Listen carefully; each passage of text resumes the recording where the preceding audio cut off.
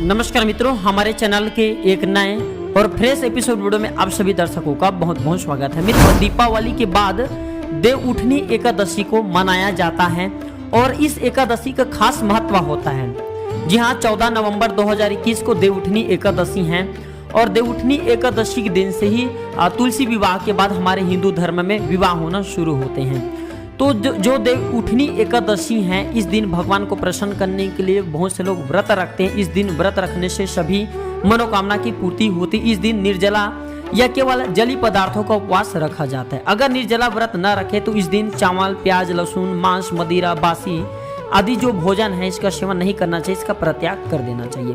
तो इस वीडियो में मैं आप लोगों को जो जानकारी बताऊंगा, हो सकता है ये जानकारी आने वाले समय में आपके लिए हेल्पफुल साबित हो जाए। हो सकता है ये जानकारी आपको लाभ प्रदान करे, तो अपने फायदे के लिए वीडियो को पूरा जरूर देखना।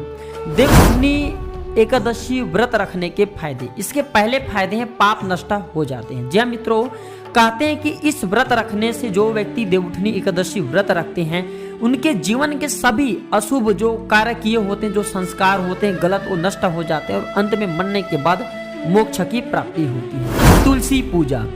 इस शुभ दिन जो देवउठनी एकादशी होता है, इस दिन शालिग्राम के साथ तुलसी माँ का विवाह होता है। ऐसे में इस दिन तुलसी की पूजा का महत्वपूर्ण स्थान होता है। धूमधाम के साथ इस दिन तुलसी पूजा करने से सभी दोष दूर होते हैं। तुलसी दल अकाल मृत्यु से बचाता है। शालिग्राम और तुलसी की पूजा करने से पितृ दोष का शमन होता है।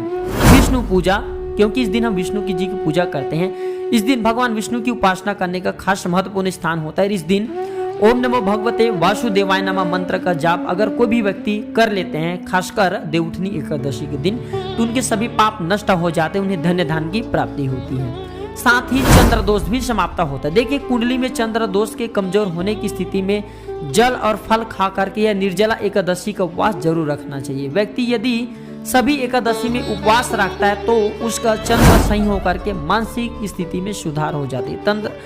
चंद्र दोष लगने के कारण विवाह में परेशानी आती है, बहुत सारे बाधा आती हैं। और अगर कोई भी व्यक्ति जो है एकादशी का व्रत नहीं रख पाते तो केवल इस दिन तुलसी और शालिग्राम की पूजा करने से भी चंद्र दोष समाप्त हो जाता है। कथा श्रवण या वाचन।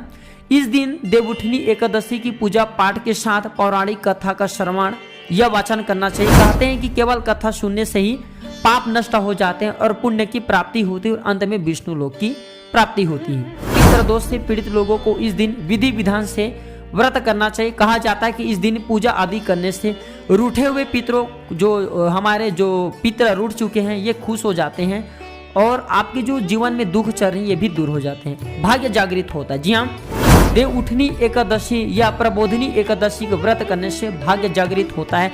अगर आपके भाग्य में धन नहीं लिखा है, धनहीन है, तो भी धन प्राप्त होना शुरू हो जाते हैं। धन और समृद्धि की प्राप्ति होती है। पुराणों के अनुसार जो व्यक्ति एकादशी का व्रत करता है उसको जीवन में किसी भी प्रकार का कष्ट नहीं भोगना पड़ता, उसके जीवन में धन और समृद्धि बनी रहती है। तो अगर आप भी एकादशी के व्रत रखते हैं तो इन सारे फल को आप प्राप्त कर सकते हैं, जो कि वीडियो में बताया हूँ। ये थे छोटी सी जानकारी। अगर जानकारी अच्छी लगे तो वीडियो को लाइक करें, अपने दोस्तों में शेयर करें। धन्यवाद।